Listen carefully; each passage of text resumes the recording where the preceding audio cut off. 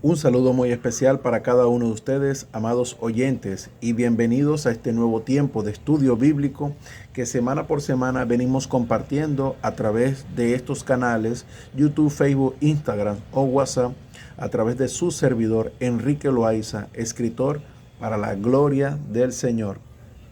En esta oportunidad estaremos compartiendo un estudio especial bajo la carta del Nuevo Testamento llamada Filemón.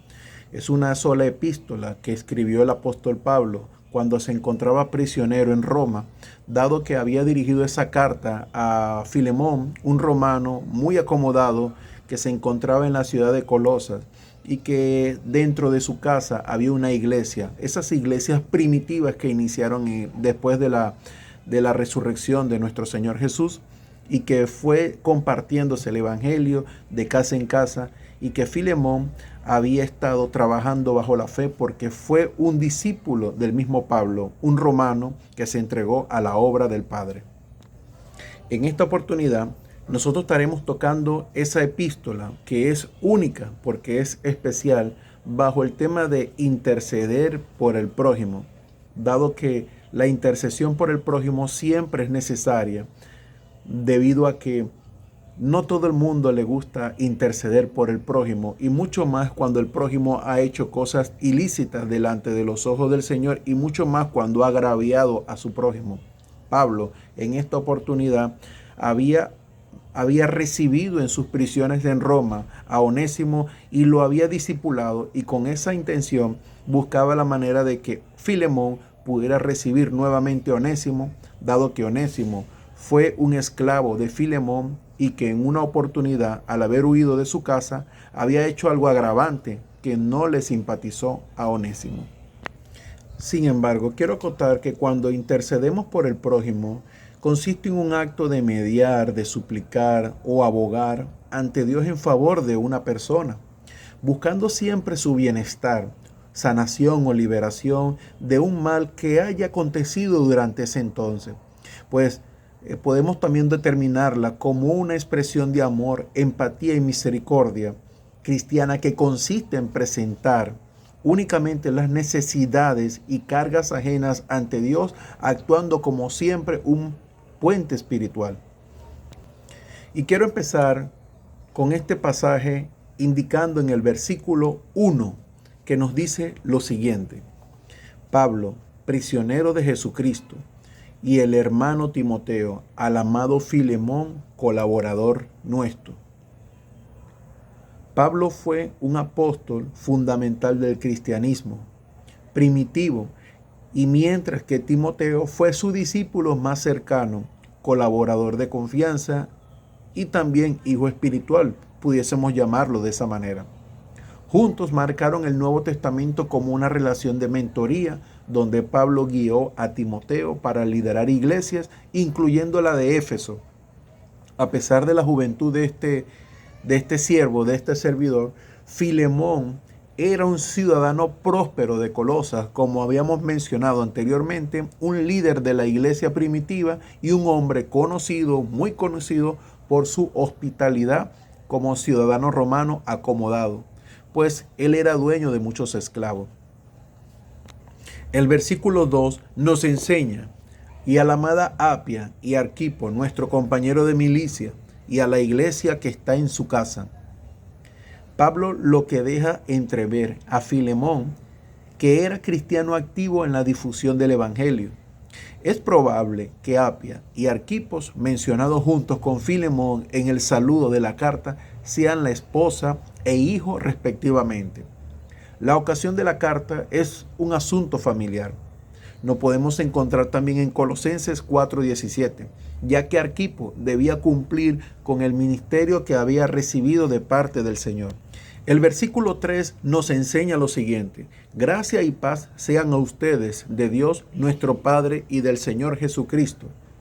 La iglesia primitiva en Colosas, amados, fue una comunidad cristiana del siglo I, probablemente fundada por Epafras, un discípulo de Pablo, como se menciona también en la carta de Colosenses 4:12, en la provincia romana de Asia, lo que conocemos como la actual Turquía. Era una iglesia pequeña, principalmente de origen gentil, que se reunía en casas particulares. Allí se enfrentaron serias falsas doctrinas que amenazaban la suficiencia de Cristo, lo que motivó a Pablo a escribir su epístola a los colosenses desde la prisión, aproximadamente en el año 60 o 62 después de Cristo, para afirmar la supremacía de Jesús. Seguidamente, en el versículo 4 al 7 nos enseña también esto. Doy gracias a Dios por el amor que tienes hacia el Señor Jesús y para con todo, porque por ti, hermano, han sido confortados los corazones de los santos. Amado, cuán agradable es trabajar la palabra del Señor y que muchos miembros y hermanos de una congregación sientan el amor los unos con los otros a través de sus buenas obras, sin ningún tipo de fingimiento. Es una expresión que Pablo le transmitía a Filemón por el amor que venía frecuentando a la comunidad que se encontraba en Colosas, donde predicaba las buenas nuevas de Jesús desde su casa junto con su esposa y su hijo, y estaban sirviendo el evangelio de nuestro Señor. Es un mensaje muy humilde, a pesar de la condición o de la postura o del empoderamiento que pudiese tener Filemón para esa época, pero su humildad nunca se llevó a otro campo, sino que se mantuvo allí siempre sumiso bajo la voluntad del Padre. Y por esa relación que tenía Filemón con Pablo, Pablo decidió escribirle esa carta a Filemón con la intención de que recibiera a Onésimo por alguna situación que había pasado en su casa antes de que Onésimo hubiese huido de la casa de Filemón y hubiese llegado a las cárceles o a la prisión donde se encontraba Pablo, donde Pablo después discipuló y adiestró y adoctrinó a Onésimo con una buena intención y un propósito que debía haber hecho desde hace mucho tiempo. Sin embargo, el plan de Dios para todo en estos tiempos y también para aquellos siempre ha sido perfecto. Por eso, en el versículo 8 al 10 nos enseña lo siguiente. Tengo mucha libertad en Cristo para mandarte lo que conviene, mas siendo como soy, te ruego por Onésimo. Amados, Pablo intercede por Onésimo, quien había escapado, como habíamos mencionado anteriormente, de su amo, y se había convertido al cristianismo bajo la guía de Pablo en la prisión. Posiblemente Onésimo se había llevado alguna cosa de valor por el cual se escapó. Lo cierto es que tratando de escapar de su amo y de la justicia civil, acabó encarcelado en Roma. Pablo le acogió con bondad y, como era fácil de prever, después de cierto tiempo el esclavo se hizo cristiano. No obstante a eso, en el versículo 11 al 14, Pablo le sigue intuyendo a través de la carta a Filemón lo siguiente: en el cual en otro tiempo te fue inútil, pero ahora a ti y a mí nos es útil. Recíbelo como a mí mismo, pero que tu favor no fuese como una necesidad, sino de forma voluntaria.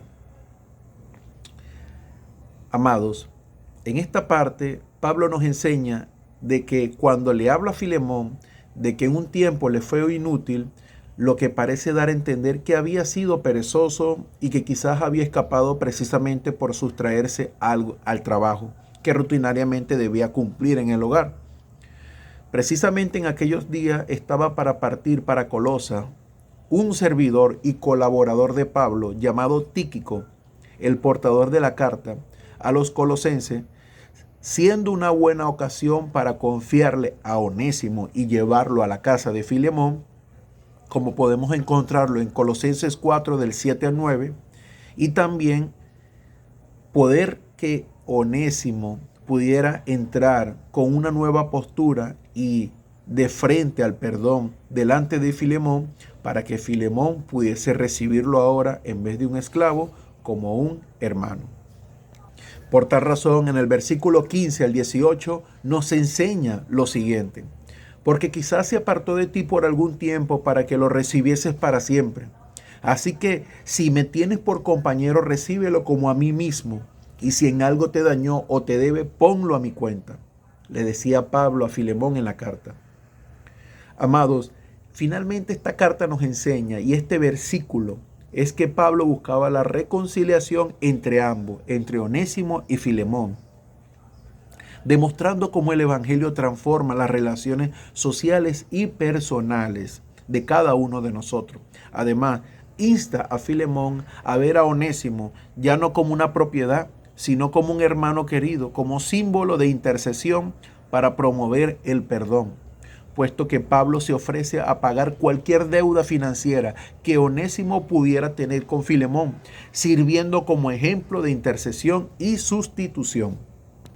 Finalmente, amados oyentes y compañeros, en esta carta, interceder por el prójimo es necesario porque constituye un acto fundamental de amor, empatía y solidaridad. Siempre se va reflejando el mandato de Jesús de amar al prójimo como a uno mismo y fortaleciendo a la comunidad y a la unidad que hace el vínculo de la paz. De hecho, es una forma de colocarse en la brecha para ayudar espiritualmente a aquellas personas que lo necesitan y que han sido débiles en la fe, cubriendo necesidades, enfermedades o dificultades ajenas que se encuentran delante de Dios. Por eso, yo te invito, amado oyente, a que siempre, si tienes la oportunidad de interceder por el prójimo, por algún hecho que haya actuado en contra de otros, siempre colócalo delante de Dios en oración, para que Dios coloque el sentir, la sabiduría, la inteligencia, el conocimiento, para que puedas interceder por esa persona y que puedas unir a dos personas que quizás en otra oportunidad hayan actuado negligentemente en cuanto a postura y comportamiento. Sin más que agregar, se despide de ustedes su servidor, Enrique Loaiza, escritor para la gloria del Señor. Y nunca se olviden de interceder por el prójimo y por aquellos precisamente que necesitan de nosotros. Que Dios me los bendiga. Un abrazo. Bendiciones. Amén.